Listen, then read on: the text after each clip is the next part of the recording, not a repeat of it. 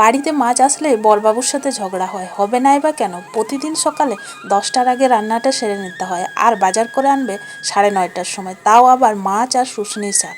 এবার যদি বলে তাড়াতাড়ি রান্না করো, খেয়ে বেরাবে। তো হ্যালো বন্ধুরা, আমি মনিকা, আরেকটা ভিডিওতে সবাইকে স্বাগত। আশা করি তোমরা সবাই ভালো আছো আর আমিও ভালো আছি। তো দেখো, এখন আমি রান্না করব ঝিঙে দিয়ে মাছের ঝোল। প্রথমে ঝিঙেটাকে তাড়াতাড়ি করে কেটে নিলাম। আর কয়েকদিন হলো কোনো ভয়েস ভিডিও বানাতে পারিনি, কারণ কিছুদিন হলো আমার ফোনটা খারাপ হয়ে গেছে। ভিডিও ছবি যাই করছিলাম সব আনসাপোর্টেড হয়ে যাচ্ছিলো। তারপর কড়াইয়ে গোটা জিরে, ধনে আর গোলমরিচ হালকা করে ভেজে নিলাম। এবার এটাকে শিলনোড়াতে বেটে নেব।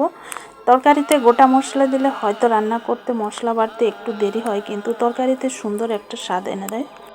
হাতের 5টা আঙ্গুল যেমন সমান হয় না, তেমনি সব মানুষ আর সবার কাজ কিন্তু সমান হয় না। একই সময়ের মধ্যে কেউ কম কাজ করতে পারে, আবার কেউ বেশি কাজ করতে পারে।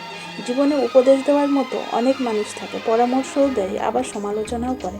কেউ আবার নিজের স্বার্থ অনুযায়ী পথ দেখাতে চায়, কিন্তু জীবনের সঠিক সিদ্ধান্তটা নিজেকেই নিতে হয়। আর প্রতিটা অভিজ্ঞতা মানুষকে শক্তিশালী করে তোলে, অভিযোগ নয়। আর এদিকে দেখো, আমার ঝিঙে দিয়ে মাছের ঝোলটাও হয়ে গেছে, সুন্দর একটা কালারও চলে এসছে, দেখতে খুব সুন্দর লাগছে। এখন বাজে 10টা। গত 2 দিন থেকে অনলাইন সেন্টারে একটা ফর্ম ফিল আপ করছি, কোনো কারণবশত এখনও কমপ্লিট হয়নি। তো এখন যাচ্ছি কাজটা সম্পূর্ণ করতে। আর বাড়ির কাছে বাজার বলে বাজারে বেরোনোর জন্য আলাদা কোনো টাইম বের করতে হয় না, প্রয়োজন হলেই চলে যায়। বেশ কয়েকদিন আকাশ পরিষ্কার থাকার পর গতকাল থেকে আবারও বৃষ্টি শুরু হয়েছে। আজকেও সকাল থেকে হালকা বৃষ্টি হচ্ছিল, এখন আবার আকাশটা মেঘলা করে রেখেছে।